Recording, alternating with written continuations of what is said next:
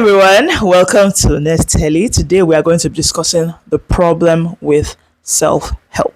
In case you're hearing any banging sound, I think there's a renovation happening beside this house. So you're hearing boom, boom, boom. I apologize. Okay, so personally, I have a problem with self-help. I ain't gonna lie. Having read my way through a lot of issues that I've been through in my life, I actually do. I'm a champion for self-help. However, in 20, that's 2 years ago, that's in 2023. We're in December 2025, by the way. So I'm actually talking about this is like me just running a commentary of what we could change or how we can look at this thing differently, especially for the year to come. And we're thinking of books we need to read, how we're going to go about them. Yeah. So one of the things I found very interesting in 2023, I was at a Roving Heights event. It was a book nick or something like that. It was a thing, I've forgotten what it was. And I remember in people were gathered in small groups. Like I was just walking around looking at books, and all that. And I heard three different people in three different places talk passionately against self-help book. Like it was a very passionate, like one guy was talking to one girl, and the guy just said something like how maybe you should read The Power of You, something like that. What's the name of the book? But let's say The Power of You. Is there a book like that? Please, the owner of the book, I'm sorry, this is not about you. I'm just coming up with a a title as I speak. Okay, so The Power of Being You. And the girl just said, please, and the guy just said, I hate self-help books so much. And I was like, I wanted to turn and be like, what, like, it's a very strong emotion. What's the problem? Like, I can't stand them. I told them just stand there and go on and on. I cannot stand. How can? Who does that? Blah, blah, blah, blah, and all that. So I walked away because I was looking for something else. I was like, let me just focus on my focus, right? I walked away, then I saw these two ladies. The first conversation was between a young guy and a young girl. Walk with me. I'm talking about people like in their early 20s. This other one was like women, two women sitting on the bench in Roving Heights in Lagos, the Surulere office. They were in a bench somewhere and they were talking about, these women were like maybe in their 30s, early 30s, and they're talking about books that they had read that year. They do this thing that's Roving Heights, they do this in every end of the year. I can't remember what it was. So they were sitting down they were like, oh, I read this book, I really liked it. Oh, it's really nice. What's it about? Oh, should I get it? They were talking and all that. And then one woman just went as in, the other lady said, oh, just like one other book. Now mentioned one other book. Sorry, this one I actually remember the title, but I'm not going to say it. Mention the name of the book. I want person to say, this book is sound like all those self-help nonsense. So, one person say, that's why I didn't want to read the book. Or the other one, I say, please, nothing, please don't miss me with that thing. Please, that kind of thing. I don't have time for self-help. All I want to read is my novels and my story. All this self-help, this one, aspire to perspire, I was like, wow. Then towards the end of the event, when I was now, trying to check out with the books that I had read, I left. And one older woman just went, this was like these two ladies. I can't tell what age they were, but they were just two girls that happened to be chatting and they involved me in the conversation. So one person just said, I think I've forgotten whose book it was about. This was actually more of a biography, but the biography the person was writing in such a way and also telling people what they can do to make their life better. And she just went, all these self-help people that just like to lie. So that was my first clue. I was like, okay, so the reason why people may not like self-help books here in Nigeria, as a Lagos girl who lives in Nigeria, is that a lot of people think that these things are liars. Self-help writers are liars. There's a lot of lying there. Of course, I remember coming on social that day. Maybe I can check. I don't remember what platform I posted it. I remember asking, what did self-help book do to all of us? When did we decide, like as a group? Like I'm not part of the group because I still love self-help to today. But when did we all decide that self-help was a problem? Like what happened? And of course there are many things that you look at when you think of people disliking something. Some people may not actually dislike something and we may not want to admit it, but we may not dislike something, but because everybody, like the general consensus, everybody seems to dislike it. So it looks like the hip thing to do, to dislike. So sometimes it's that. I find that happens a lot in Lagos. Sorry, Lagos people, but I think it happens a lot. A lot of people do things in groups. So it's like you may like something, but because everybody seems not to like it, especially in very niched places like reading, you tend to do the same thing. Another reason I found out, or another thing I thought was maybe a reason, was that some people say that self-help promotes an unhealthy sense of self. There's some truth in that too, where people, the first part of the book, they are pointing out your problem. Do you understand? They tell you, are you someone that finds it hard to be productive from here to here? this is happening, that is happening to you because of this. If you don't read this book, you don't understand. That happens. That I think is quite extreme. It does. I've read a lot of books that don't have that. Or I don't notice anymore. Maybe they do. Me, I don't know. I don't notice anymore. Sorry, I have my trusty laptop here because I want to be able to remember the points I came up with when I was thinking of this. So because of this, a lot of people don't want to be, well, I say scolded. I'm someone that doesn't like being scolded. Even when I'm reading, like I'm like, why are you shouting at me? I can just close the book for that reason. So that's pointing out that okay, your productivity can actually be better is a problem. Somebody else I had opportunity to actually talk with because after I posted that video, someone actually called me and was like, my issue with self-help books is it feels very toxic. Do you understand? They make you hugely dissatisfied with your life. Like they'll tell you, like for relationships, self-help relationship books will tell you things like, oh, if you don't meet with somebody at so time, they have this, well, I say this playlist. There's this thing where they tell you, you do this to do this. If you don't do this, you do this. And a lot of the things they're telling you to do are very unrealistic. And because of that, you cannot see it through. So these are the reasons I came up with. There are multiple others, but let me tell you why I still like it to tomorrow and what I think you can do. I am a Nigerian. You don't actually have to be a Nigerian to do this, but you have to try and look at it differently. And it always has to do with the worldview. Your worldview affects the way you accept the self-help genre. I've not read a self-help book that I didn't learn something from, even if it's just one thing. There are some authors like John C. Maxwell, Robert Kiyosaki, Jay Shetty. There are a few that I've actually read that I actually like their books. However, I'm someone that I don't feel a pressure to do something just because someone in a book. Like you're not my child, you're not my mom, you're not me. Do you understand? My mom is late, but if she was alive, I don't think she can force me to do anything I don't want to do. Nobody go tell me what I go do. Do you understand? So I read a book and I'm thinking, okay, this is a nice concept. This is cool, right? But I'm not going to do it. Like you're not going to force me to do what I don't want to do. So for me, that's the first worldview. Just because you say I should do it doesn't mean I'm going to do it. You get, that's how I handle self-help. I read a self-help book. They say something about leadership. Like presently, I'm reading Leadership Gold by John C. Maxwell. I love John C. Maxwell books. Attitude is everything. Failing forward. The something to talk to be with people. All those books are quite like they are things that have made me to reclock the way I look at things, and they've helped me to manage multiple things, depression, stress. They've helped me. But just because I like the book doesn't mean that everything that he said in the book, or because I like him, everything he says more. So I think that's where number one is this belief that this person wrote this book, so everything they say is 100% correct. He's not God. And then he's not you that can tell me what to do. You get? So that's number one. That's the first way to look at it. Number two is there are different things that group you that make you different from this person. Steve Jobs said, was it Steve Jobs that said it?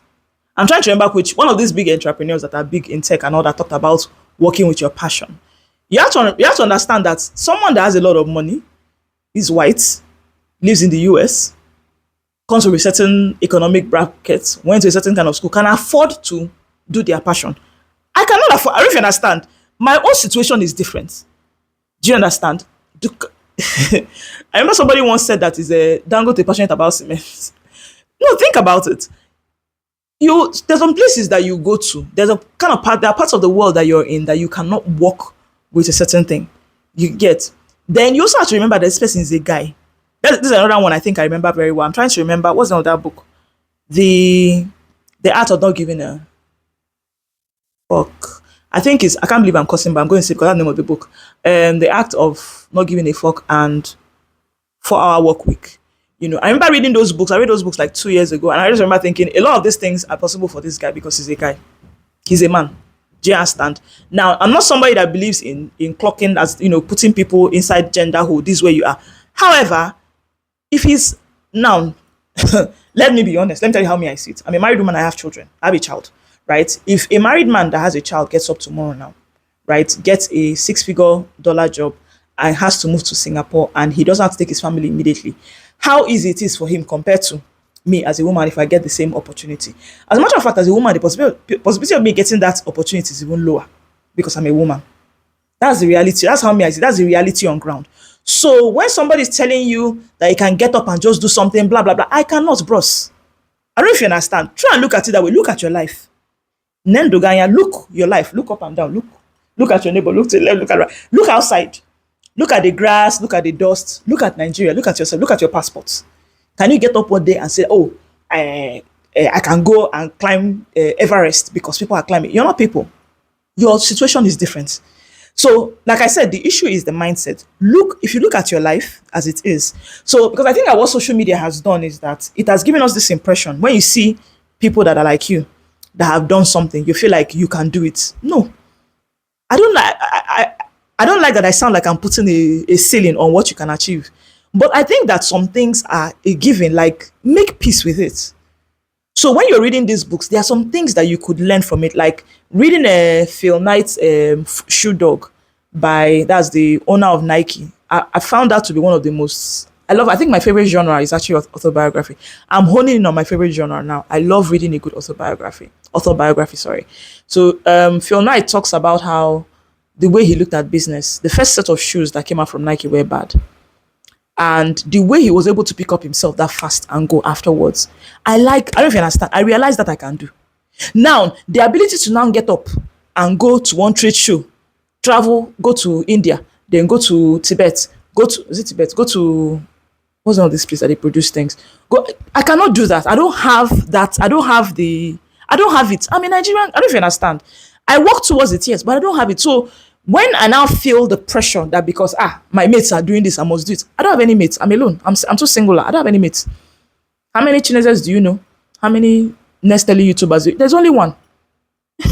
You get. So that's the way I look at it. So I was looking at different things, that different reasons why a lot of us Nigerians, I want to use Nigerians because I try not to speak on other people's issues, right? May have issues with the self-help. Number one is it doesn't feel very practical, especially when somebody that hasn't done something per se. That's why I prefer biographies to actually just general self-help. When someone is telling you that for you to be able to do this, you should do this, and they tell you, oh, that they did it. But you're a business person. That person is in the business of teaching people. It's a different, I don't know how to explain it. It's a different thing. A coach, thank you. A coach may have not done what you know. Like they don't have the information that you have about your business. So when they're telling you, oh, just go and do this, but they don't have that experience, they are talking they're talking as a teacher. A teacher is a different from a doer. So I think that the issue most times is that it's not the most practical. And what I would say is, again, watch the mindset you get. Just because this person hasn't done what you are doing doesn't mean that what they are telling you to do is actually untrue. Pick out what you think is doable and expound on that. Expand on that and then keep going and see what happens. So that's one side. Second side is, okay, they say that, oh, it's too abstract. This is another one I think of. People just say, people are saying, they say aspire to perspire to whatever. My dear, I am somebody that aspire to perspire has actually helped. I'm someone that I tend to overthink, because I overthink sometimes it leads to depression, because you think so much you don't get anything done, then you feel unproductive, then you feel like a loser.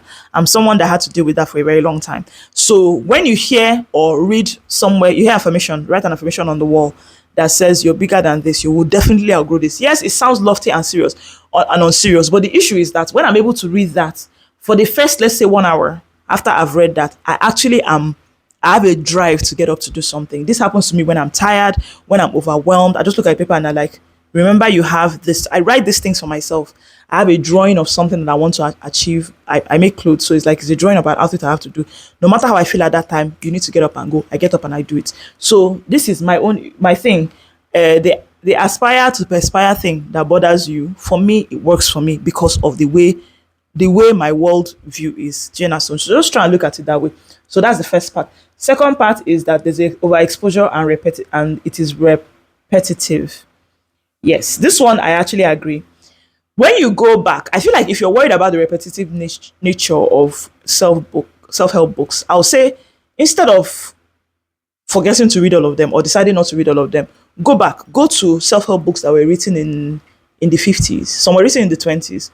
I'll see if I can write a list here, or maybe I'll keep it in my description box. There are like 10 books that I found that after reading very old books, I'm talking about books that were written, the people that wrote it are dead now. Do you understand? And I found out that what has happened, sometimes you read a self-help book now and you realize that the person just picked up one chapter from that book and then expound it using real life stories. That's another thing I like about self-help. They have a lot of stories, real stories of people that have been able to, like, you can actually find those people on social media and you can hear about them and they'll tell you, what's up, and all that. So another thing is, as a Nigerian, we are too used to community, and the self-help genre is very focused on Western individualism. Do you understand? And I know a lot of us, especially on social media, I notice naturally the younger folks, I notice that we think, I'm an introvert or I just want my own thing. Don't come to my house without blah, blah, blah.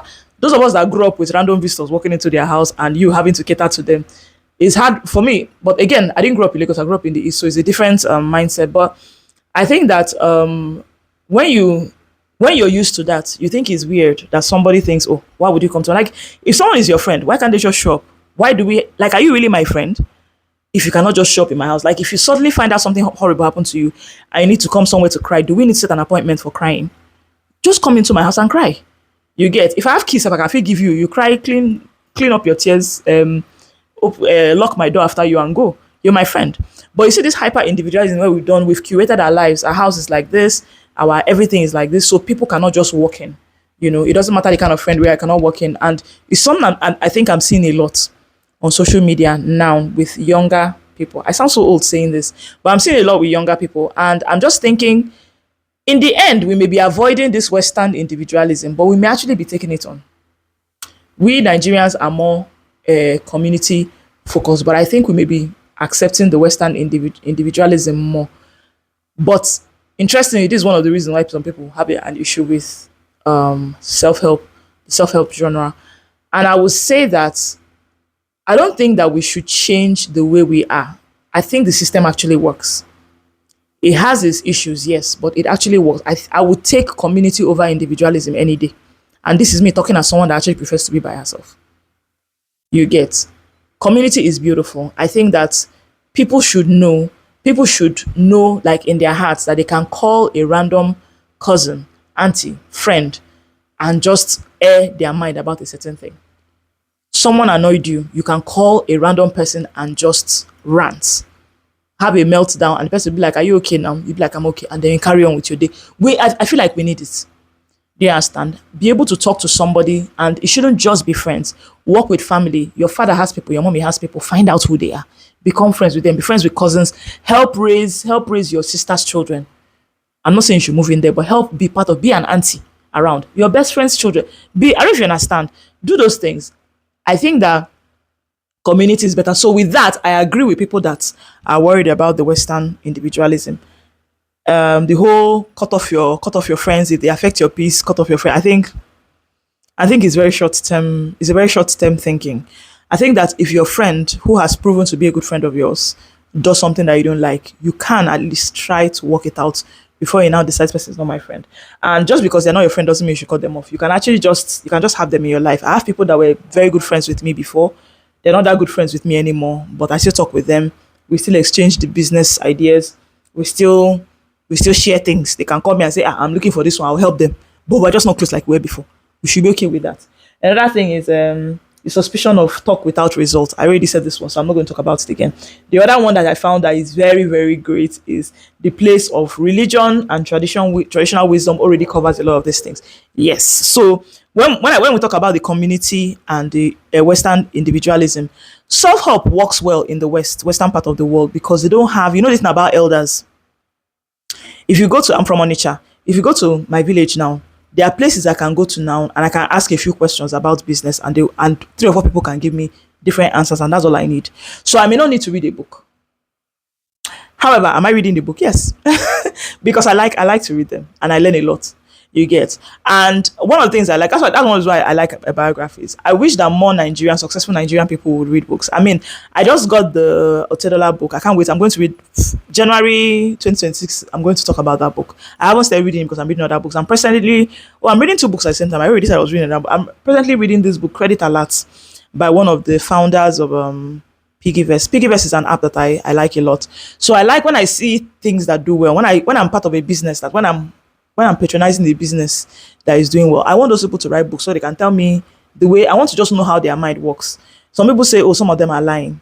Maybe they lie about their business. Me, I don't know. But I like I like to know where their mind is. That helps me more than the story of this thing. Like I remember reading about the guy from ABC, Cos Charis. You know these guys. Their books exist. Maybe that's another thing I'll write as a list too, so that people can go and check it out. You know, if you don't like, I'll give you an up and out. If you don't like self help, maybe you should read this thing. Read biographies. Read biographies is a lot. Anything that you're into that you like. If you're a business person, read biography about businessmen. If you're an artist, read biographies about artists. If you're a lecturer, read biographies from lecturers. Those kind of things. Read people that study those people and then see what happens. So the cultural and religious part already seems to cater to this. So you may not need. I know what I agree. I already said that.